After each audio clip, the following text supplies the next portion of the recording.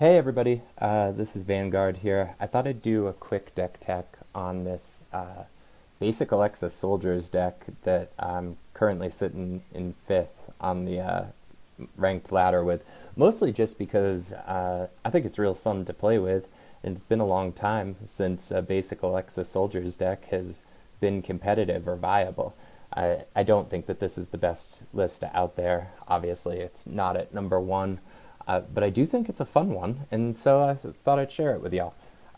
My wife and I just had a baby a few days ago, so I am not going to have time to take you through a sample game here. But I will take you through the list, the idea, and the cards.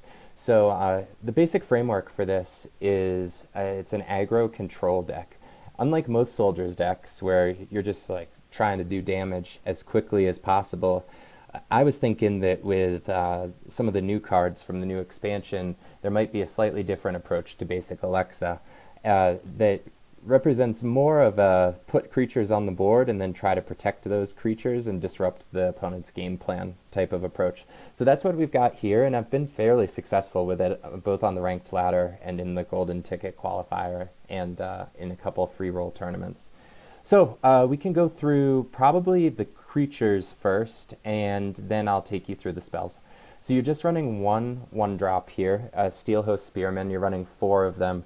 This is useful for 2 things. First, if you can get it on curve, it's great and provides a little bit of defense, particularly against Rage Rush. Second, because it's a soldier, you'll be able to use this for Might Emblem tokens later on in the game.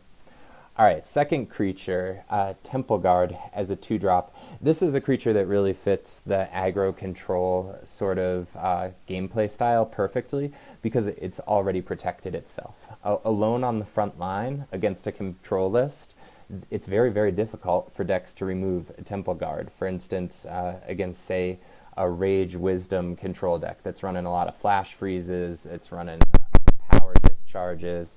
It's very, very difficult for that deck to take care of a Temple Guard.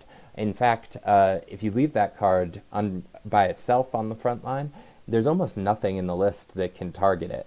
And it has a pretty strong body in terms of doing 3 damage to your opponent. Second 2-drop is the Steelnor Innkeeper here. Similar idea with both of our 2-drops. Like, we're not choosing some of the other soldiers that are a little bit more aggressive. We're choosing the soldiers that have some more kind of control-y elements to them. And the Steelnor Innkeeper is strong in terms of its 2 secondary abilities. The 2/2 body is great, but in addition to that, like, we've got the ability here to essentially render an opposing creature useless, or at least some opposing creatures useless. Like, it's great to stupefy an Angelic Temple, for instance. It makes the card just unplayable. And Innkeeper can help lock down or take care of a lot of other pesky creatures, phoenixes, harpies, stuff like that. For the 3-drops, we're running 4 Knight Recruiters. This is pretty standard for a soldier's list. It's not a critical card in this deck, but you'll end up playing it sometimes. It's good to get on curve. It's good for a big body. Struggles with Fire Blast, and in general, a lot of cards in this deck struggle with Fire Blast, so we want to play around it, but Knight Recruiter can grow really big, really fast, and against control decks that don't have a counter to it, it's very, very strong. The other 3-drops, we're playing 2 Cavalry Field Captains. Honestly, like, in most order decks, CFC is an auto-include of 4 of them, and in this one, I'm just scraping by with 2, and I think you could even go lower if you wanted to. I'm not often playing these on curve. They can win you a game in the late game by giving you the ability on activation. It's a strong card. You'd love to fit more of them in here, but in terms of the deck's playstyle, you just don't see a ton of it. The other 3-drop, sorry, we're going to have to scroll down here. We're running 3 Dwarven Mortars. So this is where this deck starts to vary a little bit from a traditional soldier's list. Dwarven Mortar, one of the new cards from the new expansion, has great synergy with basic Alexa's hero power. You generate a little token militia, you Dwarven Mortar it. It doesn't matter if your 1/1 1-speed militia goes to sleep, and you're able to do 2 damage pretty reliably and consistently to the opponent's board. All right, so those are the 3 drops. Now let's look at the rest of the creatures. So we've got 4 Master Tacticians. This is straightforward. In any Alexa deck that's running soldiers, you want Master Tacticians. Ideally more than one of them, because more than one is going to take care of a lot of different removal options that folks might throw at you, particularly Fire Blast. But in the face of Fire Blast, you're trying to get a Might emblem on one of these guys so that they can survive it.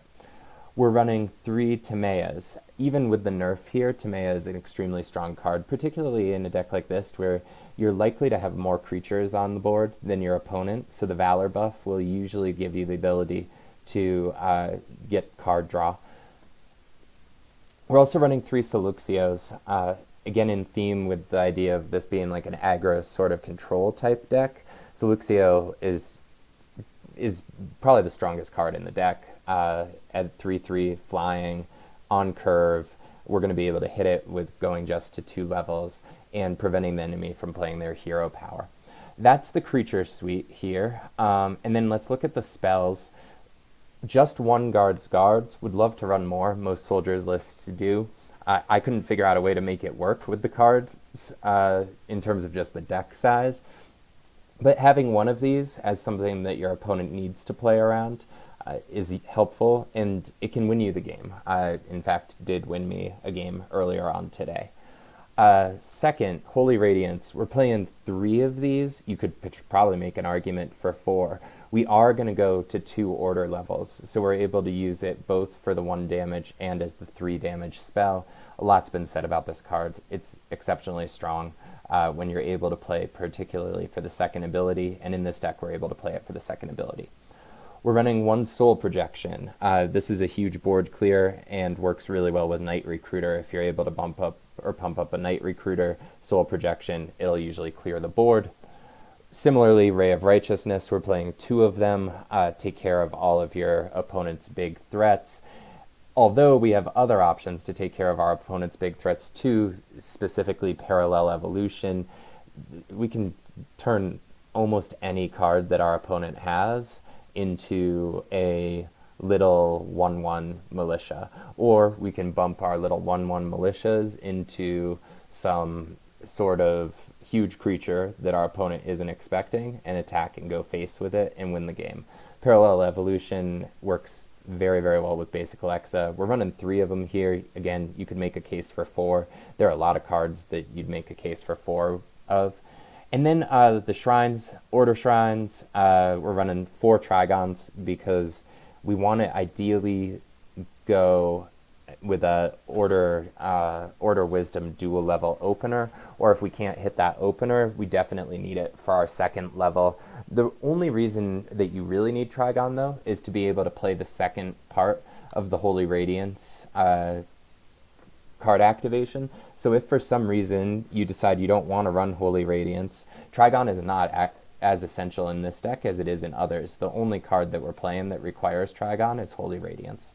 We're playing 2 Soldiers Memorials because we're able to generate a lot of tokens and use those Might Emblems to either buff our creatures, generate card draw with Timeya, or to shield our Temple Guards.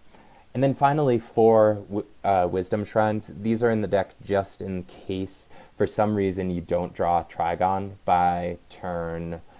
I guess usually you'll need a Trigon by turn 3 or 4.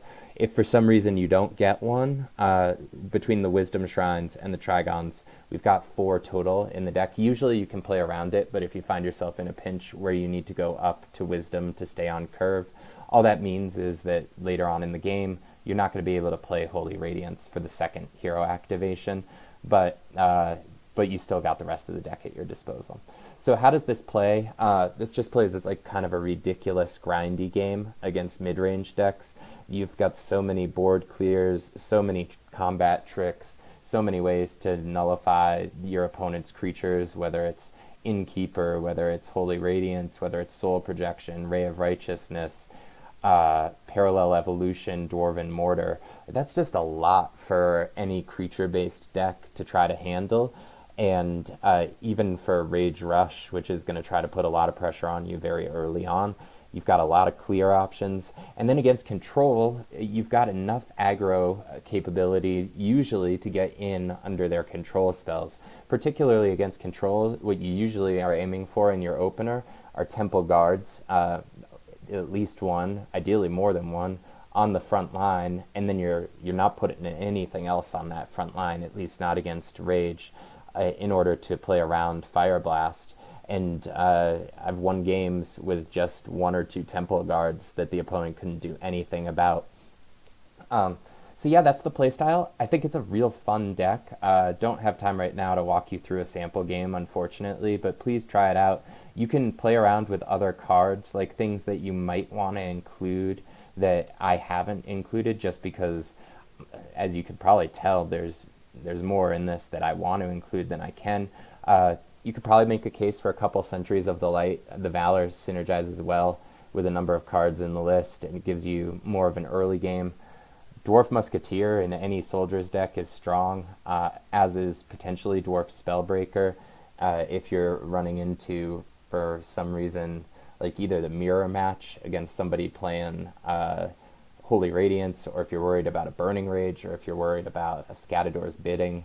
Dwarf Spellbreaker is possibly worth an inclusion. I don't really like the Bear Rider in this. You'll see some Soldiers decks that run it. I don't think that you need it in this one, but you could think about it. You could think about Elite Vanguard, my namesake card. I wanted to have one in here, just can't justify it, but it's strong.